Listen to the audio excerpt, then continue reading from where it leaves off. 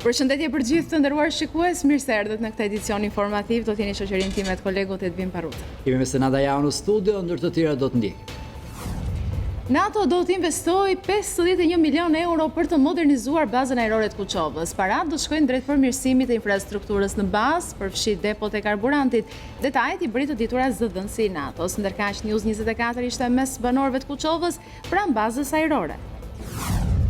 3 ceremoni martesore të zhvilluara përgjatë kësaj fundjave në të njëjtin lokal në qytetin e Elbasanit, përfunduar me 10 dasmor të helmuar me styre dhe fëmijë. AKU mbyll dhe gjobit lokale. Policia e Durrësit arrestoi efektivin e policisë së portit Sherif Hajdari si nxitës të vetvrasjes së gruas së tij. Hetimet kanë provuar se 47 vjeçaria Merita Hajdari u vetvra pas një konflikti të ashpër që pati me të shoqin. Vrasjet në Shqipëri janë më se 2 fish më të larta në numër se sa mesatarja e vendeve të Bashkimit Evropian. Sipas statistikave, në vitin 2015 në Shqipëri ndodhen 54 vrasje, ndërsa në gjithë Bashkimin Evropian përllogëriten 3600 jetë të humbura nga vrasjet. Ramush Haradinaj deklaroi se kufijtë e Kosovës janë vendosur me luftë dhe vetëm me luftë mund të lëvizin. Kundërshtim për deklaratat e Thaçit vijnë edhe nga kabineti i vet presidentit. Këshilltari i tij Bekim Çollaku e cilësoi idenë antikushtetuese. Shtetet e Bashkuara të Amerikës kanë vendosur sërish sanksione ekonomike kundër Iranit. Trump ka parlemruar edhe vendet e tjera që nëse bëjnë biznes me Iranin, nuk do të bëjnë biznes me SBA-n. Presidenti iranian ka dënuar vendimin. Testet mjekësore kanë konfirmuar dëmtimin e rënd Armando Sadikut. Sulmuesi do t'i nënshtrohet një operacioni në gjuhë që do të mbajë jashtë fushë për 6 muaj atë.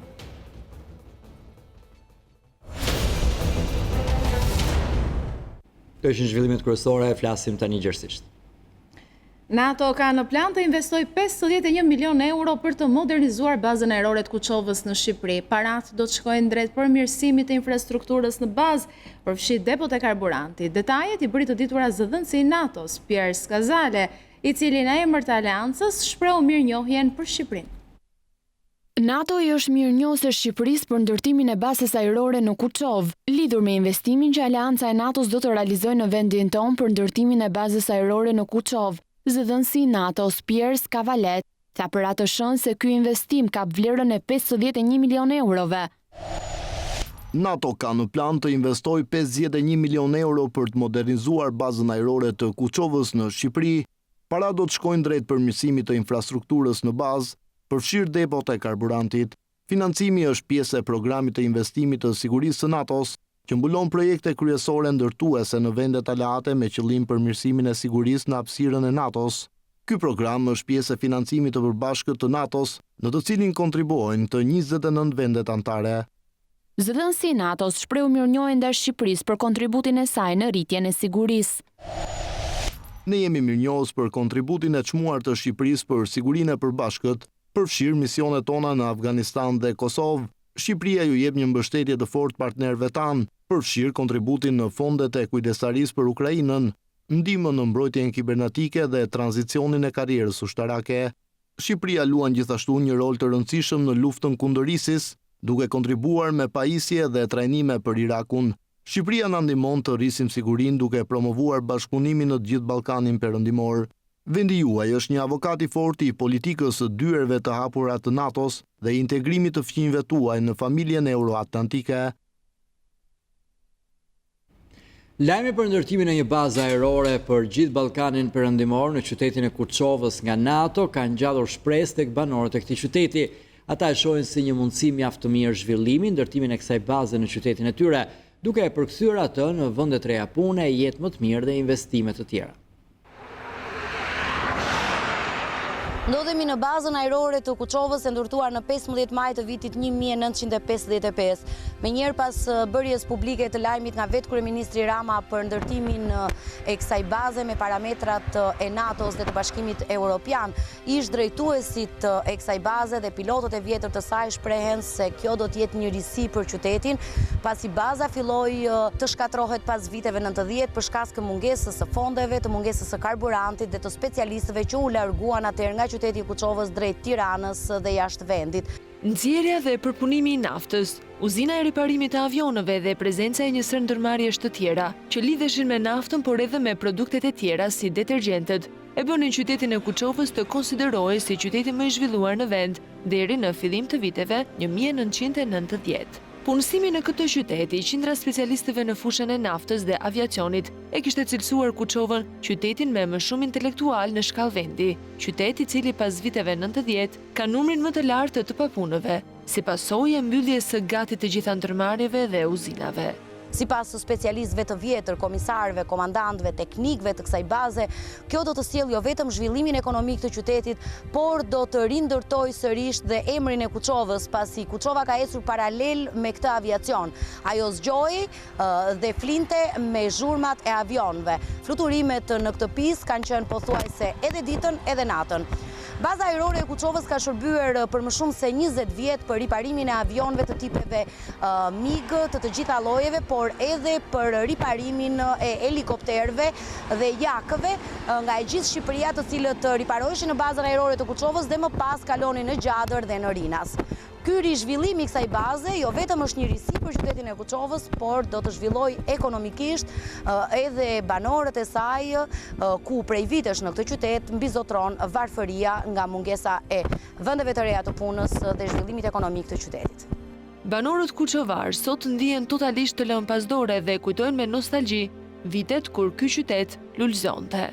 Lajmi për ndërtimin e një baze ajrore për gjithë Ballkanin perëndimor në këtë qytet, pikërisht në aviacionin ushtarak, ka rikthyer shpresat tek banorët e këtij qyteti. Ata e shohin si një mundësi mjaft të mirë zhvillimi faktin që Këshilli i Atlantikut të Veriut ka marrë vendimin për ndërtimin e kësaj baze në këtë qytet, duke e përkthyer këtë në vende të reja pune, jetë më të mirë dhe që do të pasohet me investime të tjera. Me ardhën e tyre, masë do na bënë gjë mirë këtu për Kuçovën. Po duhet një mrekulli që e ka menduar gjithë jetën. Ngeli mbas dore, tani u ka prioritet, inshallah u bëf, do të jetë më mirë, më bukur për gjithë zonën edhe veçanërisht për naftarin e Kuçovës. Qenë inteligjenca e Shqipërisë. Ka qenë intelektual më të mirë të Shqipërisë në Kuçovë. Janë shpërndar, që nga Akitos ka e të tjerë, mëse se me qenë që ka sa komunista të tjera, edhe shumë të tjerë kanë qenë këtu. I ka dhenë edhe ata që janë dënuar për naftën, që nga Kosoplaku, Beqiralia, Lipenashi e tjerë, po ka qenë mrekullia këtu në Kuçovë. Po qoftë se do bëhet vërtet baza, do kthehet mrekullia. Pranë aviacionit të Kuçovës që sot administrohet nga NATO, gjithçka është e qetë dhe lajmi qarkullon edhe ndër radhët e punojësve ushtarak të aviacionit, që ndihen entuziast për këtë risi. Komandanti i bazës ajrore të Kuçovës gjatë viteve 1998 e Paminonda Tupa, piloti më i vjetër i kësaj baze, e që ka fluturuar në këtë aerodrom për 35 vjet me radhë, tregon se pas përfundimit të Akademisë së Aviacionit në Vlorë, ka shërbyer aty si pilot, komandant skuadrë lieje, komandant grupi ajror, kualifikues pilotësh e deri te komandanti i bazës ajrore të Kuçovës, deri në vitin 2001, kur edhe ka dalë në pension. Në vitin 1970, mbasi përfunduam fluturimet në MiG-17, kemi kaluar në Republikën Popullore të Kinës për të kualifikuar në avionat supersonik MiG-19. Mbas përfundimit të këtij kalimi, jam kthyer përsëri në aerodromin e Kuçovës dhe kam shërbyer deri në vitin 2001. Funksionet e mia kanë qenë nga piloti thjesht te funksionet një nga një, duke ngjitur dhe kualifikuar si komand shifti, komand kaçe, komand skuadrilje, komand grupi ajror, deri në komand bazë. Gjatë kësaj periudhe jam kualifikuar duke kaluar nga piloti thjesht në piloti kualifikuar, pilot klasi, instruktor, koordinator i uzinës aviacionit dhe pilot eksperimentues. Në këto periudha jam kualifikuar dhe kam arritur rezultatet e pritshme që edhe vetë jam i kënaqur me këto arritje.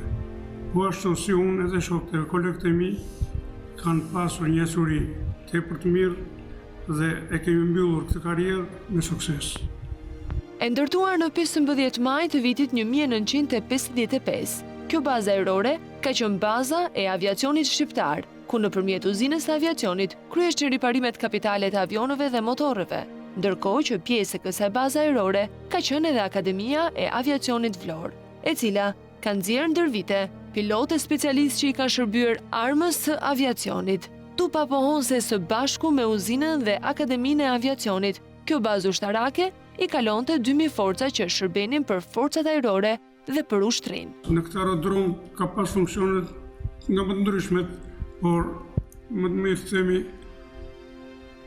aerodromi bazë Kuçovës ka qenë baza e aviacionit shqiptar, ku bëheshin në bashkëpunim me uzinë aviacionit të riparime kapitale të avionave, të motorëve. Ka qenë pjesë e aerodromit Kuçovës Akademia e Vlorës, e cila prodhonte nxirrte pilota, specialist, armëtar dhe i shërbenin të gjithë armës aviacionit. Bashkëpunim së bashku me uzinë dhe Akademinë e Aviacionit i kalonte 1.500, 2.000 veta, 2.000 forca. Kjo ka qenë një forcë e madhe për forcat ajrore, ka qenë një forcë e madhe për ushtrinë, ka qenë dhe një bazë tepër e sigurt, e fortë, e sofistikuar. I gjithë vendi jonë, avionët kalonin në uzinë e riparimit të avionëve këtu. Fillo nga avionët më të thjeshtë, jak tip 61, MiG-15, helikopter, MiG-17, MiG-19, MiG-21, të gjithë kryenin riparimin në uzinën tonë të aviacionit. Kjo bazë ka kryer shumë funksione ndër vite, si mbrojtjen e hapësirës ajrore, mbrojtjen e vendit dhe kualifikimin e pilotëve të rinj që më pas kalonin në bazat e tjera të vendit tonë. Detyrë kishte kualifikimin e pilotëve të dalë nga Akademia e Aviacionit për t'i kualifikuar në MiG-17, MiG-19 dhe për t'i kaluar në aerodromet e tjera të vendit tonë, siç ka qenë Rinasi, Gjadri. Fluturimet kanë qenë sipas detyrave speciale për kualifikim. Mund të kryeshim fluturime të thjeshta, të ndërlikuara, speciale, në interes të forcave toksore, me qiti bombardime, ditën, natën. Sipas komandantit të bazës ajrore të Kuçovës, rindërtimi i kësaj baze do ta zgjojë sërish qytetin pasi ndër vite. Kuçova zgjohej dhe flinte me zhurmat e avionëve dhe prishja e mos funksionimi i bazës ndërpreu edhe zhurmat e tyre, duke vënë në gjumë gjithë qytetin. Që të gjallërohet aktiviteti i kësaj baze, për mua ka qenë shpresa më e madhe. Dëshira më e madhe që kjo bazë të rigjallërohet dhe mos ngelet një gjë e vdekur.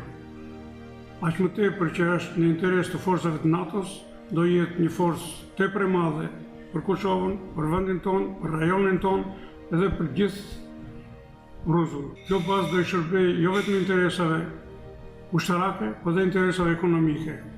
Me ngritjen e kësaj baze, gjithë ai personel që do punësohet, gjithë ai personel që do ketë aktivitet në këtë bazë, do shtrihej hapësirën e tij në gjithë territorin e Kuçovës, Beratit, Loshës. Jo vetëm që do hapen vende pune, por do ngrihet niveli ekonomik, industrial.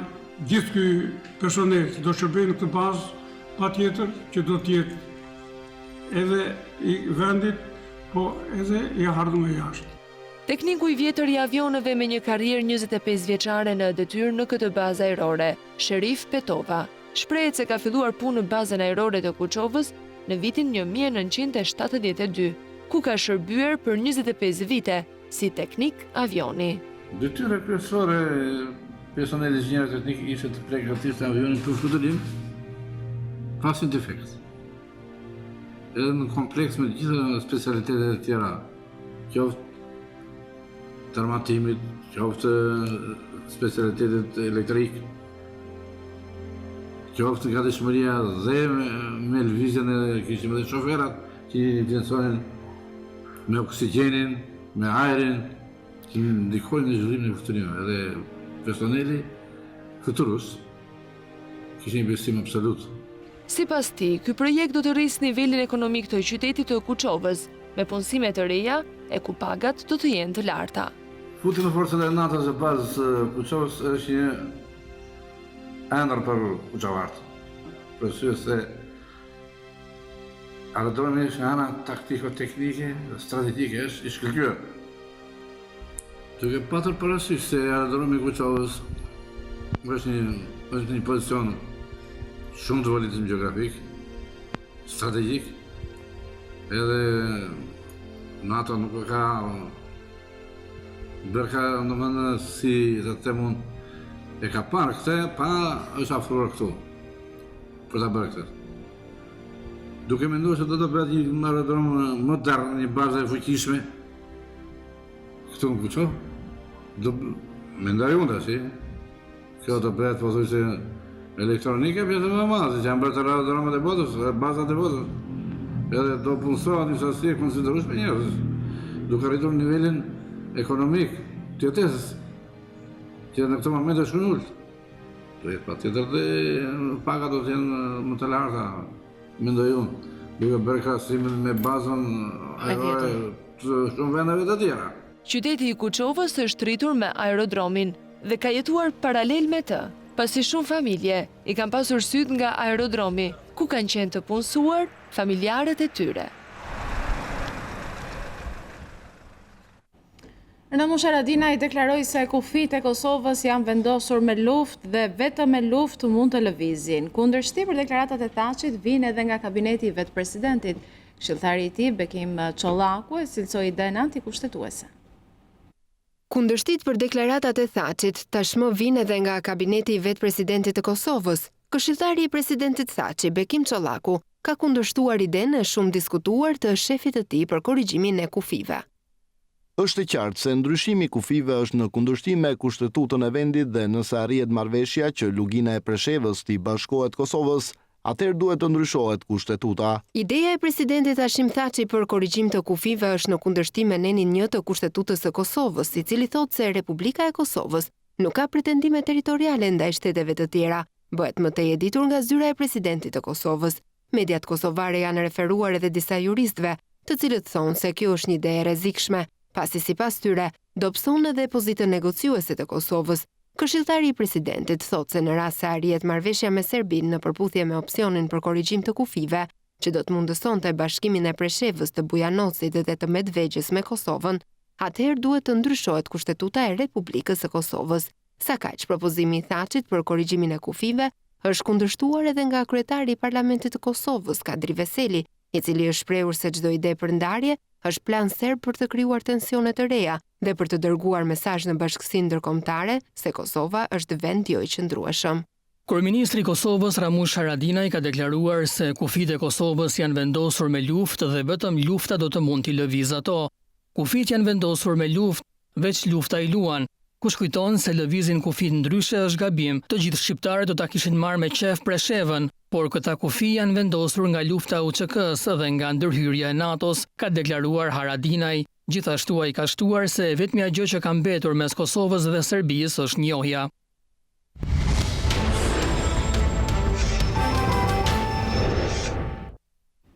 Kushtet e këqija higjieno-sanitare në lokale përgjatë kësaj stine të nxehtë, po vënë në rrezik shëndetin e njerëzve. 3 ceremoni martesore të ndryshme të zhvilluara përgjatë kësaj fundjave në të njëjtin lokal në qytetin e Elbasanit kanë përfunduar me 10 dasmor të helmuar. AKU bllokoi lokalin e dasmave dhe i vendosi gjobë pasi konstatoi kushte të këqija higjieno-sanitare.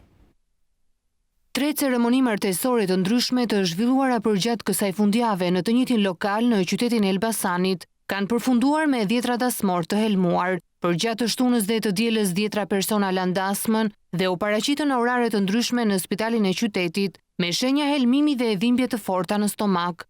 Vetëm nga dasma e tretë u paraqitën në spital 44 persona. Sipas nëndrejtorit të spitalit, mes të helmuarve kishte edhe fëmijë dhe 3 prej dasmorëve, të cilët ishin në gjendje më kritike, u transportuan në spitalin e traumës për mjekim më të specializuar. Ka patur disa të shtruar me intoksikacione alimentar nga një dasëm.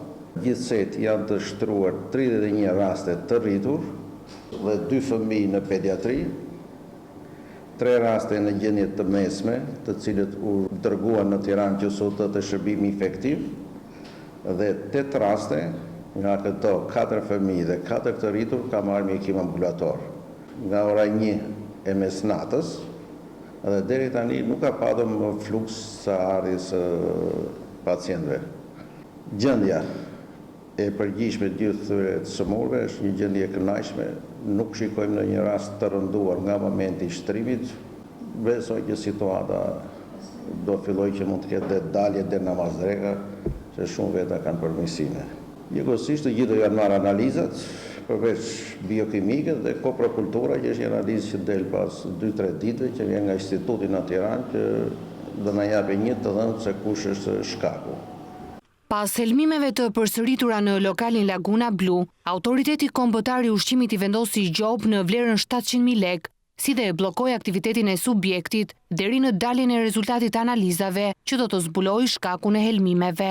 Gjithashtu inspektorët e akupas kontrolleve konstatuan kushte të rënda higjieno-sanitare dhe mungesë të dokumentacionit shoqërues në subjekt, me qëllim garantimin e sigurisë ushqimore. AKU i bën thirrje operatorëve të biznesit ushqimor që të jenë të kujdesshëm në blerjen e lëndëve të para. Policia e Durrësit arrestoi efektivin e policisë së portit Sherif Hajdari si nxitës të vetvrasjes së gruas së tij. Hetimet kanë provuar se 47 vjeçaria Merita Hajdari u vetvra pas një konflikti të ashpër që pati me të shoqin. Bashkëshortja e policisë të portit të Durrësit, 47 vjeçaria Merita Hajdari, u nxit nga burri i saj për të kryer vetvrasjen. Kështu është provuar nga hetimet e deritanishme për vdekjen e gruas. Dhe pas kësaj polici i Sherif Hajdari është prangosur me akuzën si shkaktar i vetvrasjes së bashkëshortes së tij. Menjëherë pas ngjarjes së ndodhur të hënën në banesën e bashkëshortëve në lagjen numër 7 të qytetit të Durrësit, Sherif Hajdari u dorëzua në komisariat, ku rrëfeu atë çfarë ndodhi. Ai tha në polici se kishte debatuar ashpër me bashkëshorten e tij. Pas kësaj, me sa duket në gjendje të rëndë psikologjike nga konflikti, e shoqja kreu aktin e rënd. Sipas asaj që Hajdari rrëfeu në polici, ai ndodhi në obor kur gruaja e tij mori armën e shërbimit të tij dhe shkoi në një dhomë tjetër për të bërë vetvrasjen. Me pistoletën e të shoqit, nëna e 2 fëmijëve qelloi veten me një plumb në kokë duke mbetur e vdekur në vend. Debatet dhe zërat e lartë mes bashkëshortëve janë dëgjuar dhe nga fqinjët, të cilët pohuan se mes tyre kishte konflikte të ashpra pak para ngjarjes. Vrasjet në Shqipëri janë më shumë se 2 fish më të larta në numër se sa mesatarja e vendeve të Bashkimit Evropian. Sipas statistikave, në vitin 2015 në Shqipëri ndodhen 54 vrasje ose 1.8 vrasje për 100.000 banor, ndërsa në gjithë Bashkimin Evropian përllogaritën 3600 jetë humbura nga vrasjet. 3600 jetë humbura nga vrasjet përllogaritet në vendet e Bashkimit Evropian gjatë vitit 2015, por prevalenca për 100.000 banor ka shënuar ulje të dukshme sipas të dhënave të Eurostat. Ndërsa Shqipëria në të njëjtin vit ka një numër shumë më të lartë vrasjesh për banor sesa vendet e Bashkimit Evropian. Sipas të dhënave kombëtare nga Istat, për vitin 2015 në Shqipëri ndodhen 54 vrasje ose 1.8 vrasje për 100.000 banor. Treguesi në Shqipëri është 2.5 herë më i lartë se mesatarja e Bashkimit Evropian. Nga 5.2 milion vdekje të raportuara në Bashkimin Evropian, në vitin 2015, 0.7% ishin për shkak të sulmeve të njerëzve ndaj njëri tjetrit. Shumica e viktimave ishin burra, rreth 64%. Në Bashkimin Evropian, Gjermania kishte numrin më të lartë vrasjeve, 441, dhe Italia 395. Këto vende u pasuan nga Franca me 340 vrasje, Rumania 301 dhe Polonia 293 vrasje. Vrasjet rezultojnë të jenë të larta për numrin e popullsisë në vendet baltike. Me 5.1 vdekje në 100.000 banor, Letonia ka regjistruar normën më të lartë të vrasjeve në mesin e shtetasve antar të Bashkimit Evropian në vitin 2015. Në Shqipëri, në 6 mujorin e parë të vitit 2018 u raportuan 25 vrasje gjithsej nga organet e rendit, rënje krahasuar me një vit më parë. Një 48 vjeçar është përplasur për vdekje nga një automjet mëngjesin e kësaj të martën në fshatin Zharrës të Fierit. Edmondina u përplas nga një automjet tip Benz teksa po kalonte rrugën në aksin Fier-Oskovec. Përplasja e fortë i shkaktoi plagë të rënda 48 vjeçarit, i cili ndroi jetë sapo mbriti në spital. Pas ngjarjes, policia shoqëroi drejtuesin e mjetit tip Benz Festim Toska për të zbuluar më tepër rreth shkaqeve të aksidentit.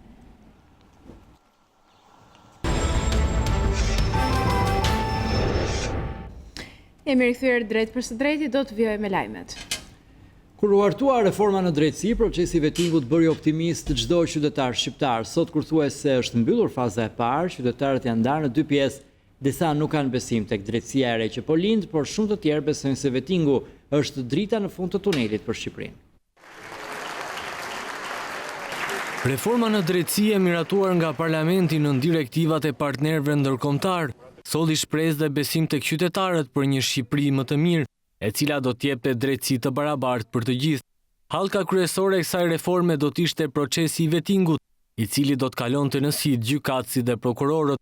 Aktualisht thuajse është mbytur faza e parë e këtij procesi, por si e shohin qytetarët atë? A kanë ata besim tek drejtësia e re që po lind? A do të ofrojë ajo zbatimin e ligjit një lloj për të gjithë? Me mikrofonin tonë e pyetëm disa qytetarë. Pjesa më e madhe e tyre shprehen pesimist se vettingu do të sjellë një drejtësi më të mirë. Ata thonë se politika ka ndërhyrë edhe në këtë proces. Shumë negativ. Për çfarë arsye? Na duket me të njëjtin standard. Ka dy standarde. Në këtë kohë që jemi kështu, absolutisht asgjë nuk ndryshon dot. Me këtë ecje që bëjnë këta qeveritarët tanë që janë sot, nuk ndryshon asgjë. Njeriu duhet të jetë shumë i pastër dhe i ndërgjegjshëm për veten e tij. Kush do veten, nuk do asnjë njeri. Ata më shumë duan veten se sa popullin për te. Asnjë besim se mund bëhet vetting në Shqipëri. Nuk mund të ketë vetting. Në asnjë vend të botës nuk ka bërë vaki që të ndryshohet kushtetuta brenda natës 48 ligje. Vettingu vetëm mbron njerëzit e korruptuar. Nuk mund të bëhet vetting kur ligjet janë skandaloze. Pra jemi përballë shkatrimit të çdo gjëje vetëm për interes të paras. Fishta ka thënë një fjalë të bukur. Ndaq me ditë se si shkon jeta, sa keni forca, keni të drejta. Ky popull s'ka forcë, s'ka asnjë lloj të drejte. Por ka edhe disa qytetarë të cilët janë optimistë se vettingu do të sjellë një erë të re në Shqipëri. Për ta ky proces është hapi më i mirë që ka marrë ndonjëherë Shqipëria. Vettingu është gjëja më e mirë që mund të ketë bërë Shqipëria deri më sot. Pasohen ato veti herë që t'jenë të pasur kur ta vënë politikanin apo cilin do qoftë që bën ata akuzuar, po t'jenë këto të pasur. Mirë, do bëhet diçka e mirë, mendoj. Pjesërisht 100% asnjë gjë s'realizohet. Në fazën e parë të procesit të vettingut janë kontrolluar 48 subjekte. Procesi ka hasur debate të shumta për shkak të vendimarrjeve të Komisionit të Pavarur të Kualifikimit. Specialistë të fushës kanë vënë në diskutim vendimet e KPK-s, por jo vetëm, dhe operacioni ndërkombëtar i monitorimit ka apeluar 2 vendime për kreun e gjykatës kushtetuese Bashkim Dedja dhe atë të gjykatës së lartë Xhezair Zakanjori. Partia Demokratike vijon akuzat ndaj qeverisë Rama për koncesionet e partneritetit publik-privat. Deputeti Agron Shehaj tha se nga 200 PPP, asnjë nuk është bërë me kompani europiane. Demokratët zotojnë se do të anullojnë koncesionet kur të vinë në pushtet. Demokratët akuzuan kryeministrin Edi Rama se përmes koncesioneve dhe partneritetit publik-privat i ka vjetur shqiptarve 3.7 miliard euro. Deputeti Agron Shehaj ju referua një raportit të KLSH-s para se të sulmonte kreun e ekzekutivit. Sipas raportit të kontrollit të lartë të shtetit, 3.7 miliard euro është abuzimi me buxhetin i qeverisë Rama. Duke pasur parasysh që janë 800.000 familje që jetojnë në Shqipëri, i bie që kjo qeveri i ka vjedhur pothuajse 5.000 euro çdo familje shqiptare. Nga mbi 200 partneritete që qeveria Rama ka bërë, pothuajse asnjë prej tyre me vlerë të rëndësishme nuk është bërë me një kompani perëndimore. Sepse Rama partneritetet i bën vetëm me disa oligarkë shqiptar. Në raportin e fundit KLSH evidentoi se qeverisi mungojnë kapacitetet për të mbikëqyrë kontratat koncesionare, por sipas demokratëve nuk bëhet fjalë për mungesë kapaciteti, por vullneti. Kjo sepse kontratat koncesionare më korruptive, kontratat koncesionare me vlerë më të lartë, ose i marrin ministrat e qeverisë, ose oligarkët rreth qeverisë. Dhe në fakt rasti më flagrant që përmendi dhe zoti Shehaj mund të përfaqësohet me inceneratorët e Elbasanit, Fierit dhe Tiranës.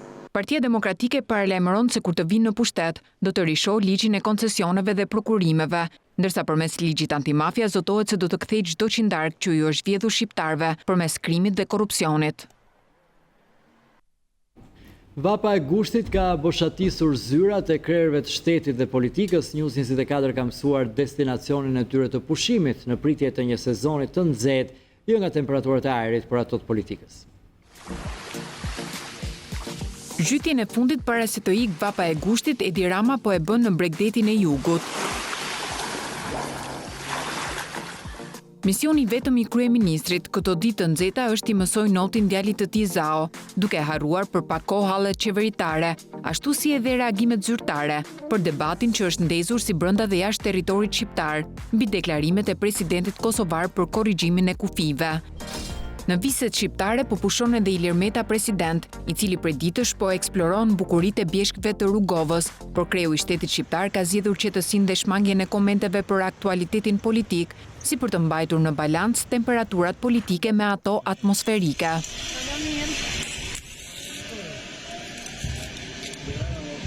Është një mrekulli e jashtëzakonshme.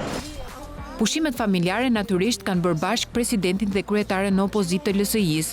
Në aventurën e tij gushtore, presidentin e ka ndjekur bashkëshortja Monika. Dhe ajo që është më e rëndësishme është që kemi vende shumë të bukura dhe ne nuk i dim.